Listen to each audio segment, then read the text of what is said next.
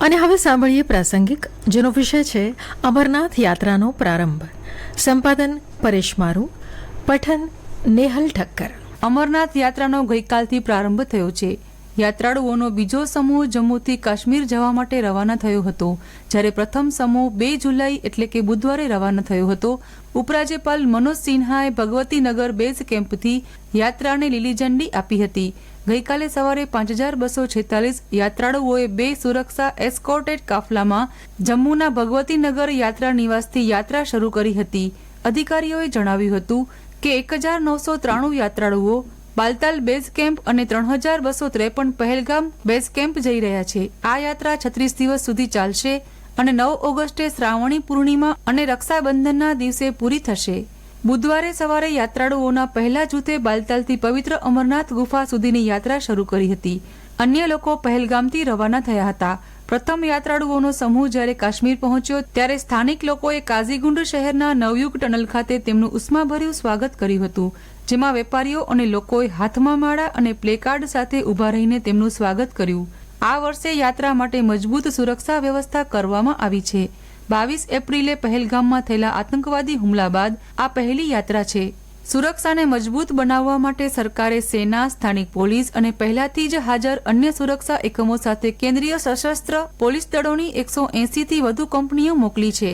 યાત્રાળુઓને ફક્ત એસ્કોર્ટેડ કાફલામાં મુસાફરી કરવા અને સલામતીના કારણોસર બેઝ કેમ્પમાં એકલા ન જવા માટે કહેવામાં આવ્યું છે. પવિત્ર અમરનાથ ગુફા મંદિર સમુદ્ર સપાટીથી 3888 મીટરની ઊંચાઈ પર આવેલી છે. યાત્રાળુઓ ત્યાં પહોંચવા માટે પરંપરાગત પહેલગામ માર્ગ, જે લાંબો છે, તેની અથવા બાલતાલના ટૂંકા માર્ગની પસંદગી કરી શકે છે. પહેલગામ રૂટ ચંદનવારી, શેષનાગ અને પંચતરણી જેવા સ્થળોએથી પસાર થતા લગભગ 4 દિવસ લાગે છે. બાલતાલ રૂટ 14 કિલોમીટર લાંબો છે અને યાત્રાળુઓ સામાન્ય રીતે દર્શન કર્યા પછી તે જ દિવસે પાછા ફરે છે. સુરક્ષાના કારણોસર આ વર્ષે યાત્રા માટે કોઈ હેલિકોપ્ટર સેવા ઉપલબ્ધ રહેશે નહીં. ગુફા મંદિરની અંદર કુદરતી બરફથી શિવલિંગ બને છે, જે ચંદ્ર સાથે વધે છે અને સંકોચાય છે. ભક્તો તેને ભગવાન શિવનું સાક્ષાત પ્રતીક માને છે. અમરનાથ યાત્રા માત્ર ધાર્મિક નથી, તે સામાજિક સમરસતાનું પણ અનોખું ઉદાહરણ છે. કાશ્મીરમાં મુસ્લિમ સમુદાય પણ યાત્રિકોની સેવા કરે છે, રસ્તાઓ સાફ કરે છે, લંગર ચલાવે છે અને માલસામાન વહન કરે છે. આ ભાઈચારો ભારતની એકતા અને વિવિધતામાં એકતા દર્શાવે છે. ભક્તો પોતાના ધર્મથી ઉપર ઉઠીને માનવતાના સ્તરે જોડાય છે. યાત્રાનો એક મહત્વપૂર્ણ પાસું એ પણ છે કે સ્થાનિક લોકો માટે આર્થિક આધાર બની રહે છે. લંગર ચલાવનારા, ખચ્ચરવાળા, દુકાનદારો, હોટલ વ્યવસાયિકો વગેરેને આવકનો મોટો સ્ત્રોત મળે છે. જોકે યાત્રા વચ્ચેના કુદરતી ધબકારા, પથ્થર ખસકાટ અને હિમવર્ષા જેવી પરિસ્થિતિઓ યાત્રાને જોખમભરી પણ બનાવે છે.